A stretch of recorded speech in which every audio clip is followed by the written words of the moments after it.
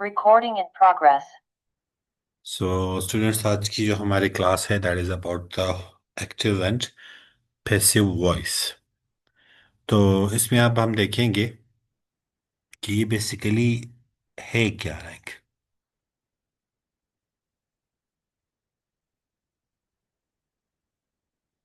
हम जो सीखेंगे दैट इज एक्टिव और पैसिव ये क्या है, हम इनको कहाँ यूज करते हैं, हम इनको क्यों यूज करते हैं, इसका स्ट्रक्चर क्या है और इसको कन्वर्ट कैसे किया जाएगा।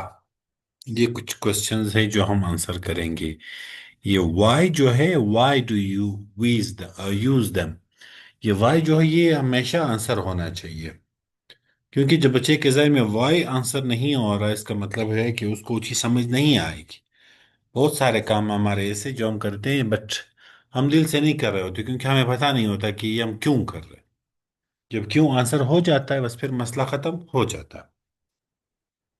आगे चलते हैं। अब आप एक्टिव में देखें, एक्टिव में हमारे पास क्या है। यहाँ पे आई लव माई स्टूडेंट्स। आई क्या है, हमारे पास सब्जेक्ट है।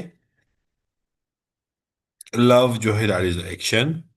और ऑब्जेक्ट क्या है, माई स्टूडेंट्स। और स्ट्रक्चर इसका क्या है, subject plus verb plus object. यानी आई लव माई स्टूडेंट्स, पहले आपका आपका आई आया, सब्जेक्ट आया, फिर वर्ब आया, फिर ऑब्जेक्ट आया। यानी मैं अपने स्टूडेंट से प्यार करता हूं। अब मैं इसको पैसिव में ले जाता हूं। पैसिव में क्या होता है, उल्टा हो जाता है।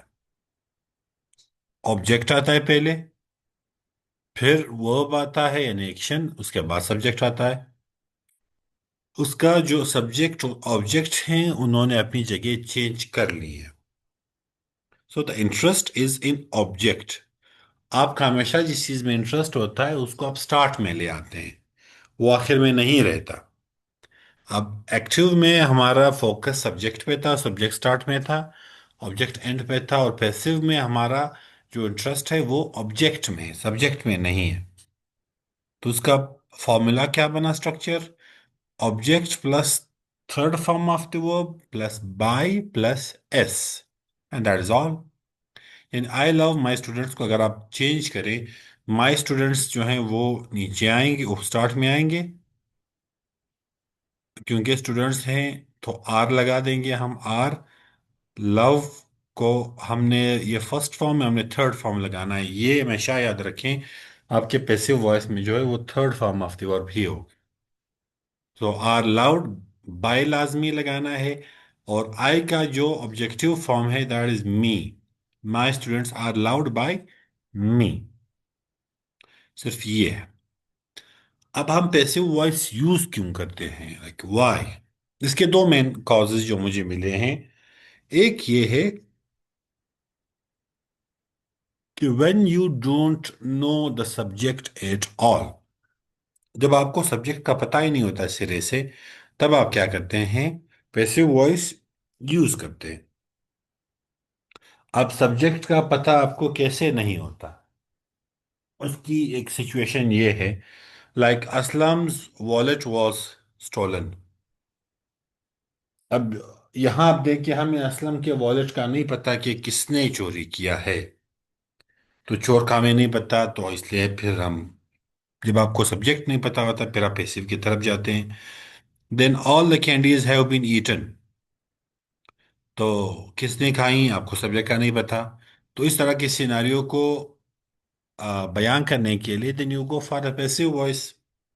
या फिर when you want to give more importance to action, जब आप सब्जेक्ट की बजाय एक्शन को ज्यादा इंपॉर्टेंस दे रहे होते हैं, तब आप यूज करते हैं passive voice. Like solar plant will be built in Quetta. अब इस सिचुएशन में कौन बना रहा है, you don't need to know कौन बना रहा है, कैसे बना रहा है, वगैरह वगैरह, वो आपका कंसर्न नहीं है। आम का हो पेड़ ना गिनो, सोलर प्लांट से आपका कंसर्न है तो वो बन रहा है। Then the road is being repaired, जो रोड है वो बन रहा है, लेकिन कौन बना रहा है आपको कोई कंसर्न नहीं है। तो इन सिंपल वर्ड, जब आपको सब्जेक्ट का नहीं पता होता या आपको सब्जेक्ट में ज्यादा इंटरेस्ट नहीं होता, then you go for the passive voice. अब आपने क्या करना है, एक्टिव से पैसिव में चेंज करने के लिए कुछ स्टेप्स है, कोई 5-6 स्टेप्स हैं, वो आपने फॉलो करने, और आपका सेंटेंस ऑटोमेटिकली चेंज हो जाएगा। और वो स्टेप्स कौन से हैं?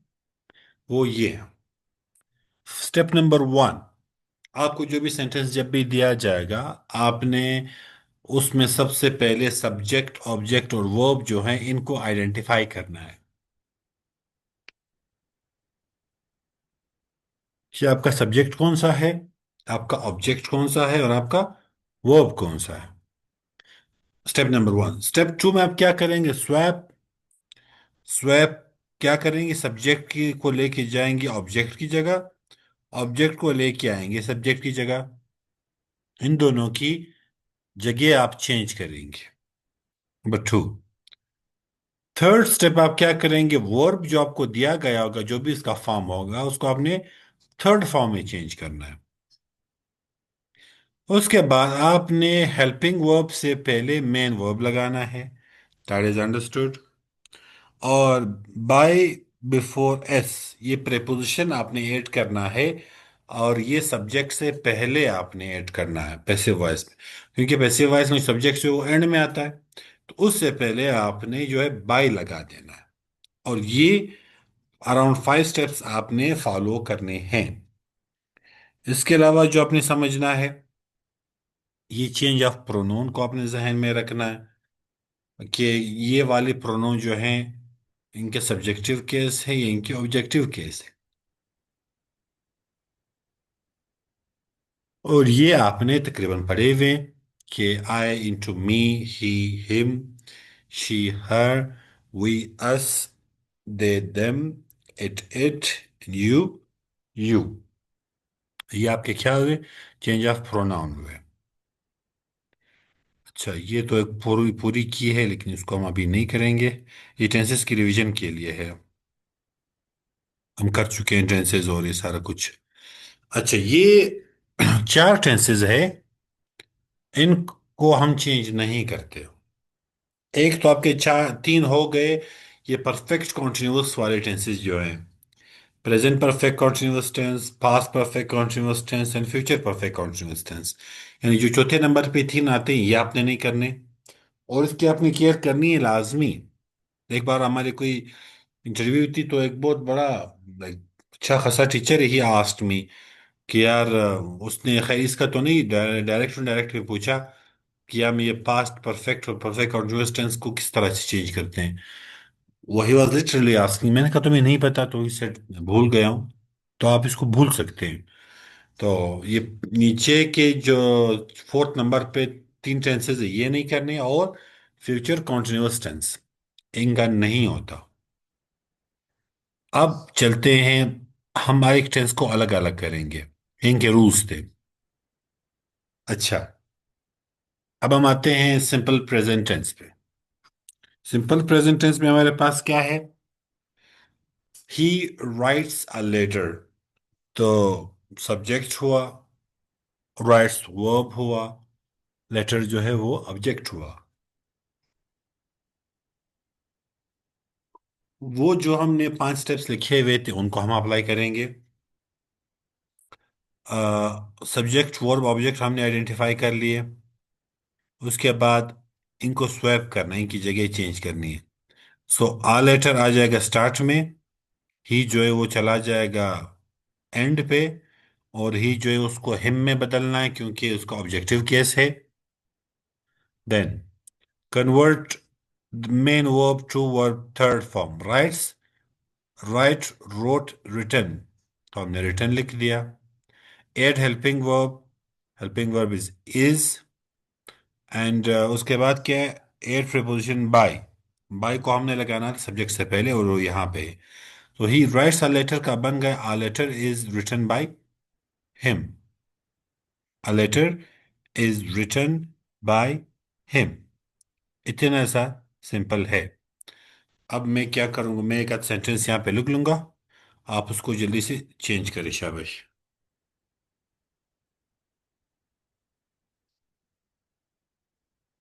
She Yeats food.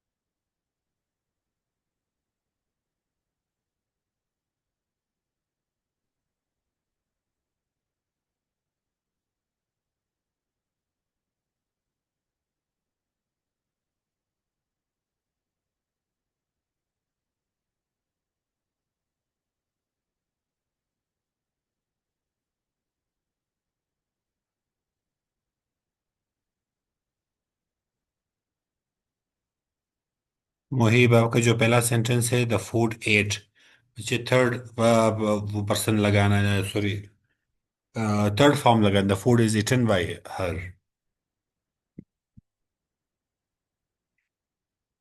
Food is eaten by the cricket is played by them, they play cricket,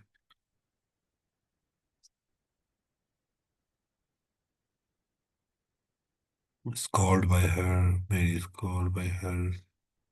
good हो गया, सही। अब हम चलते हैं आगे, अगले टेंस पे। ये प्रेजेंट सिंपल है। अगले में प्रेजेंट कॉन्टिन्यूअस है। शी इज प्लेइंग क्रिकेट या फुटबॉल। सो अब आपने क्या करना है, एक चीज ध्यान में रखनी है, जब आपके पास आईएनजी वाला आ जाएगा, यानी प्रेजेंट कॉन्टिन्यूअस या पास्ट कॉन्टिन्यूअस, इस तरह के जब आईएनजी आएगा तो आपने उसमें बीइंग लाजमी लगाना है। She is playing football, football is being played bye हर, बाकी सारी चीजें सही है, आपने बीइंग लाजमी लगाना है। और they are playing football, football is being played by them, we are playing football, football is being played by us. ये सेंटेंसेस पढ़ें और उसके बाद फिर आप बनाएं जुमले।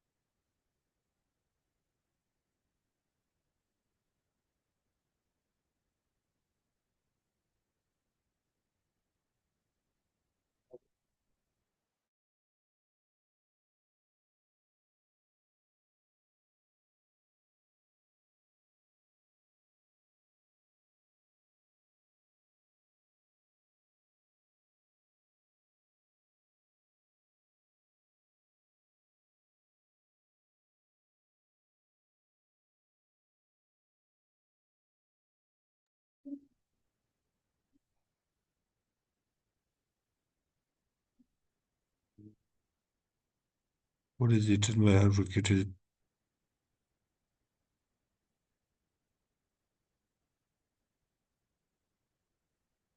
फरिश्ता, मैंने एक ही पॉइंट बच्चे इसमें बताया कि जब आपके पास आईएनजी यूज होता है तब आपने बीइंग लगाना है। The food is being eaten by her, ये बीइंग बड़ा मस्ट है इसमें। अदरवाइज इसमें प्रेजेंट इंडेफिनिट और कॉन्टिन्यूस का क्या फर्क आ रहा है? दोनों सही है, सेम है बल्कि।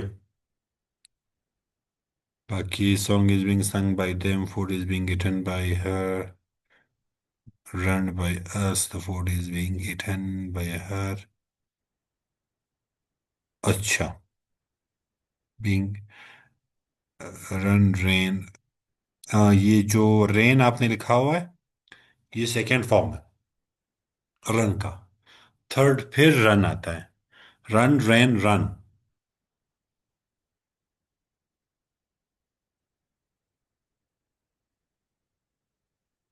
गुड। आगे देखते हैं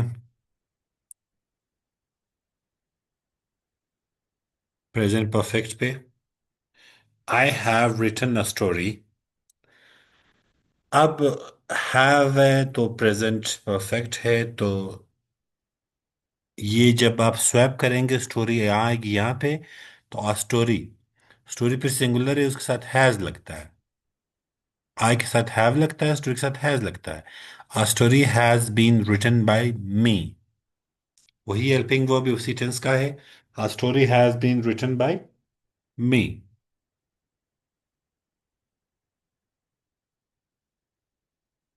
देन अगले वाले सेंटेंसेस में देखते हैं, they have built a house. So a house has been built by them. He has broken my window, my window has been broken by me, इसमें बीन की एडिशन होती है। जब आप परफेक्ट टेंसेज में जाते हैं, प्रेजेंट परफेक्ट, पास्ट परफेक्ट वगैरह में, तो वहां पे बीन ऐड करते हैं।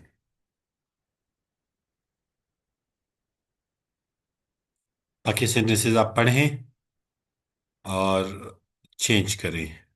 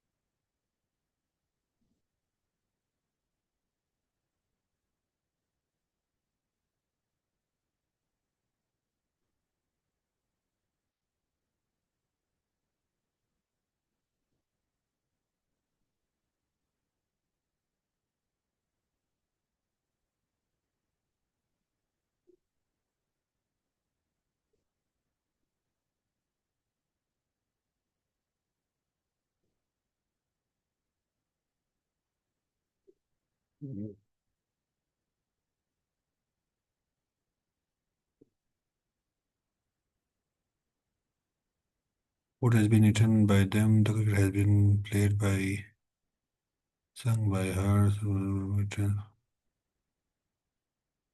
प्रेजेंट परफेक्ट टेंस में फॉर्म में तो जी फरिश्ता सेम ही रहेगा, क्योंकि थर्ड फॉर्म तो इसमें ऑलरेडी यूज हो रहा है। तो we are not going for any other third form. जी सलमान।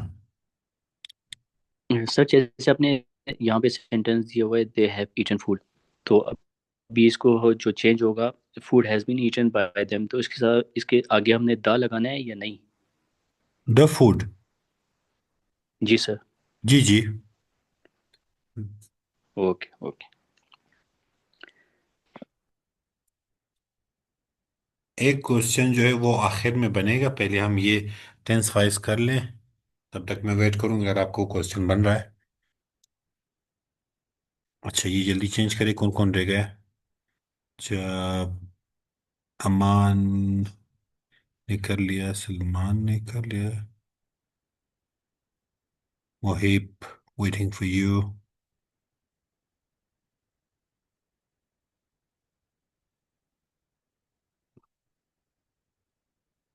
नेट इशू है, ठीक है। अच्छा आगे चलते हैं।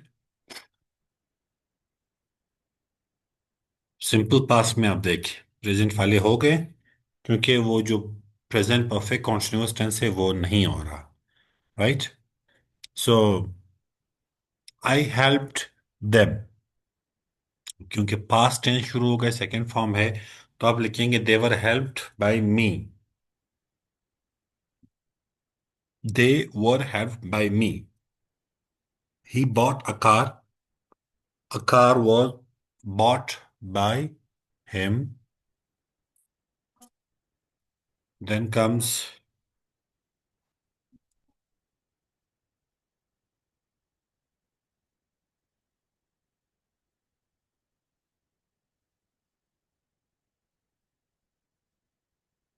he slapped the boy.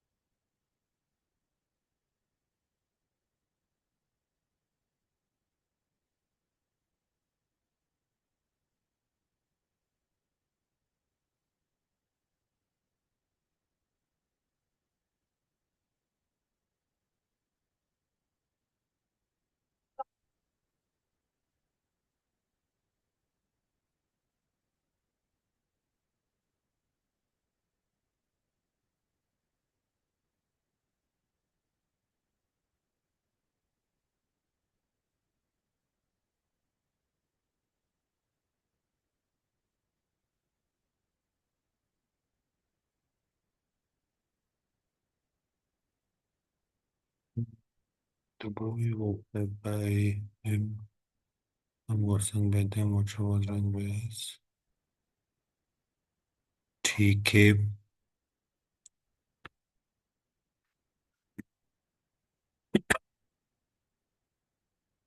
आगे चलते हैं पास्ट कॉन्टिन्यूअस पे। पास्ट कॉन्टिन्यूअस में अभी जबकि कौन the boy was slayed by him, the song was sung by them, the word was rung by us, सही है। पास्ट कॉन्टिन्यूअस में क्या आता है, अगेन कॉन्टिन्यूअस है तो मैंने बताया था कि बीइंग वर्ड जो है वो लाजमी यूज होगा। बीइंग वर्ड जो है वो उसमें यूज होगा। She Sara was singing a song, a song was being sung by Sara, a song was being sung by सारा।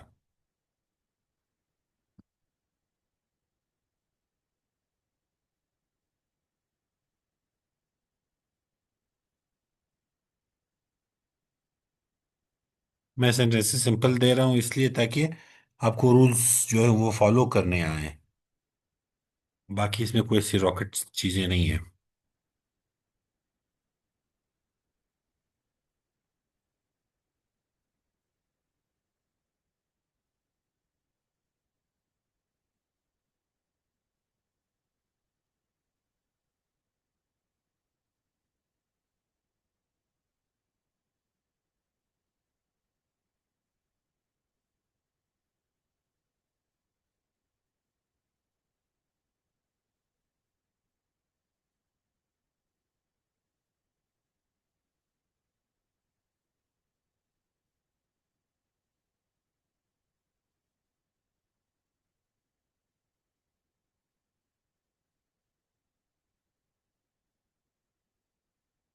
Games were being played by them, food was being eaten by him,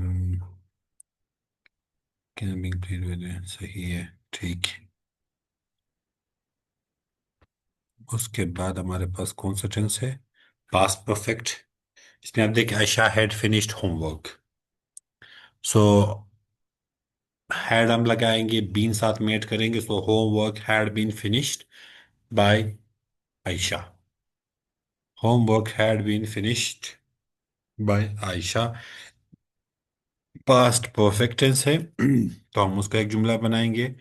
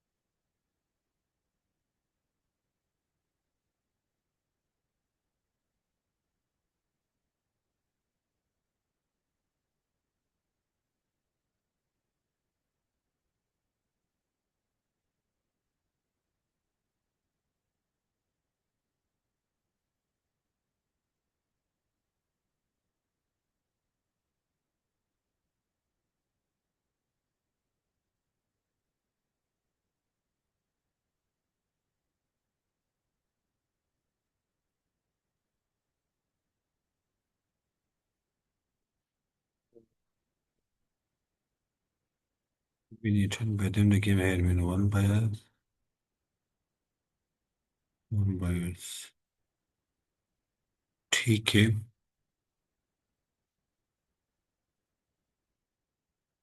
इसमें अब दो tenses हमारे पास रह गई हैं। एक आपका है simple future tense, she will accept offer. और एक उसके बाद है फ्यूचर परफेक्ट टेंस, बस। क्योंकि फ्यूचर कॉन्टिन्यूअस और फ्यूचर परफेक्ट कॉन्टिन्यूअस जो है वो चेंज नहीं हो रहे। तो इनमें हमारे पास क्या है? She will accept the offer. तो ऑफर विल बी तो आपने लगाना accepted by her. They will play the games.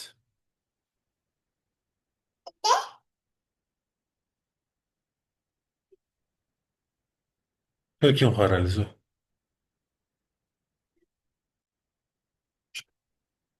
बस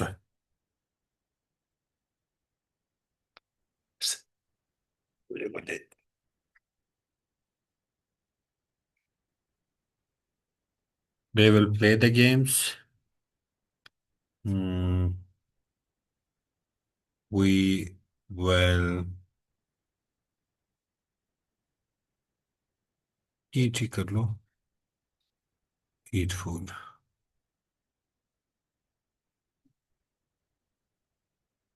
the game will be played with them। सही है।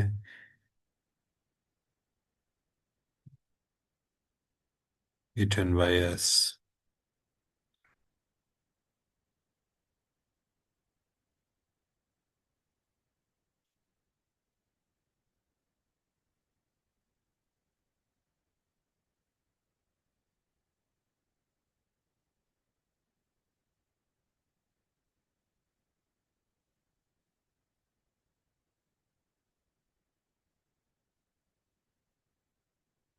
फिर पहले।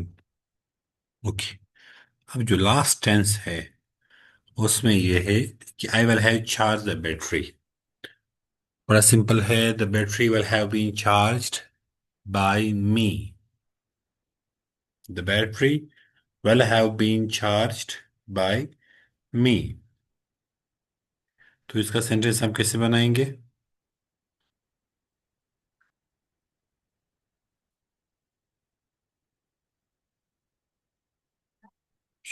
She will have।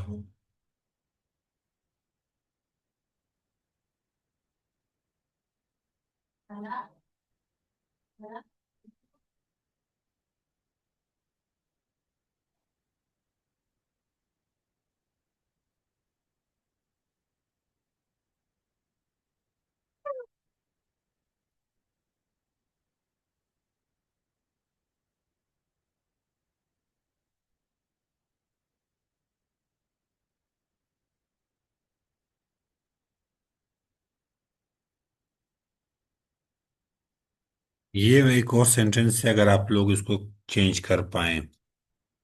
सिंपल काम मैं बनाता हूं, प्रेजेंट इंडेफिनिट वाला। We go to the mall.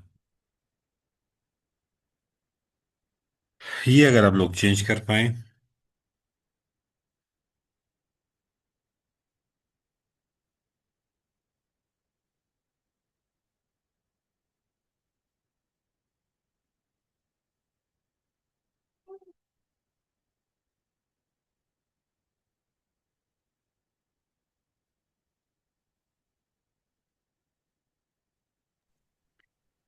Sir ये चेंज नहीं होगा। ये नहीं होगा? नहीं। क्यों?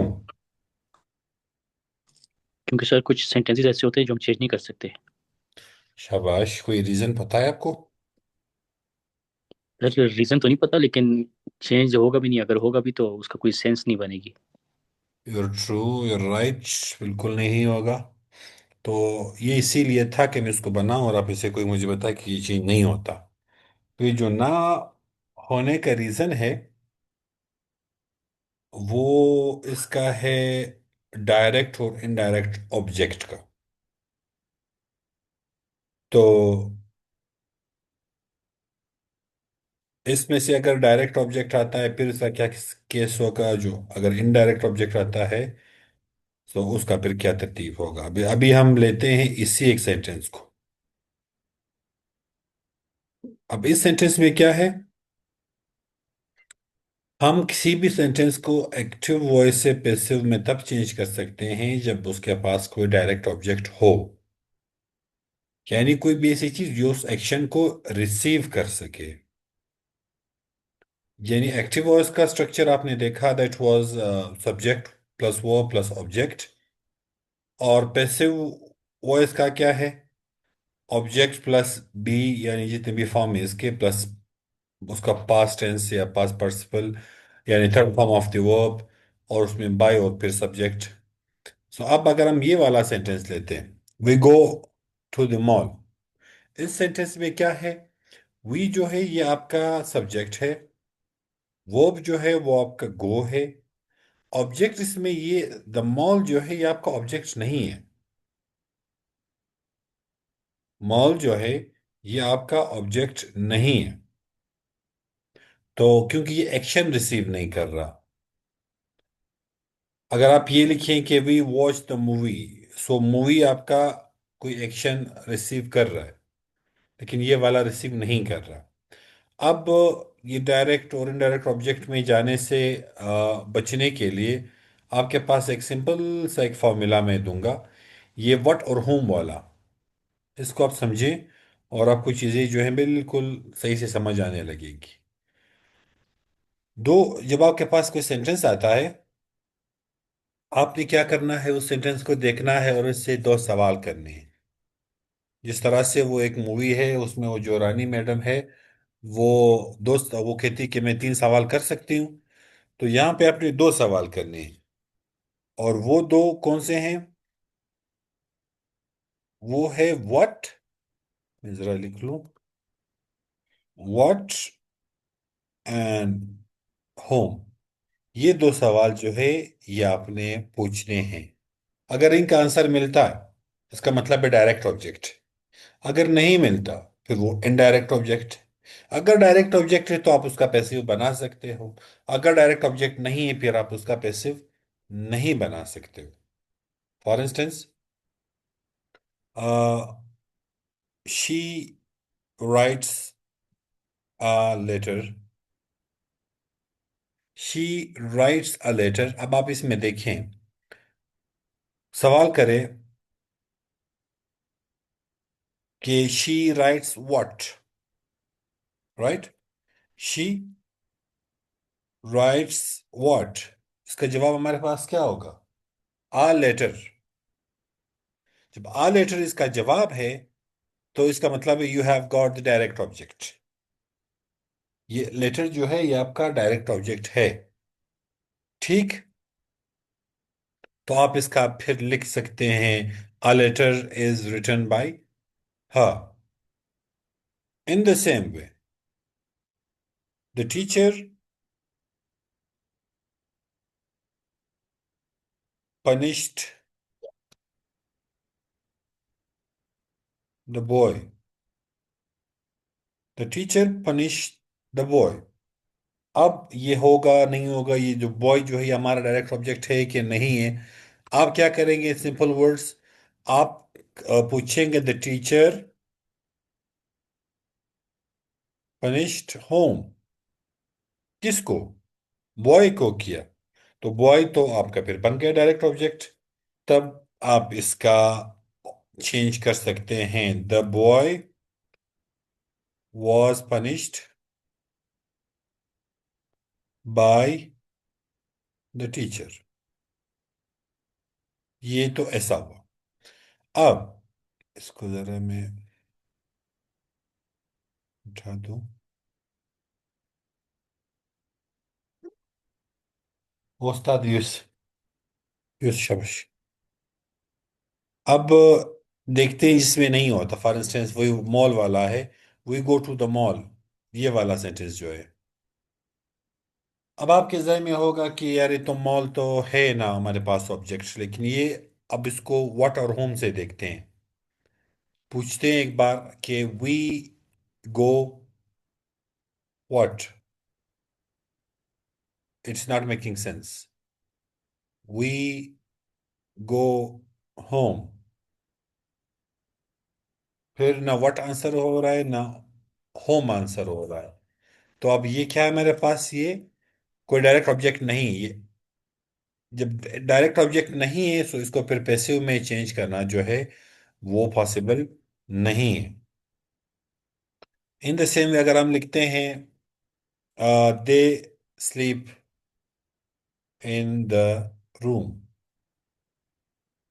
अब इससे हम पूछते हैं दे स्लीप व्हाट। नहीं पता। They sleep home. फिर नहीं पता। तो वहां पे भी कोई डायरेक्ट ऑब्जेक्ट नहीं है। तो यहाँ पे जाके हमें क्लियर हो जाता है कि अगर आपके पास डायरेक्ट ऑब्जेक्ट है तो आप उसको चेंज कर सकते हैं, अगर डायरेक्ट ऑब्जेक्ट नहीं है फिर आप उसको चेंज नहीं कर सकते। And that's it. और यहाँ पे आके वो वाले जो हमारे एक्टिव और पैसिव हैं वो कवर हो जाते हैं। अब अगर आपको कोई सवाल है तो you can ask me please. मैं इसको यहाँ एंड कर लूँ।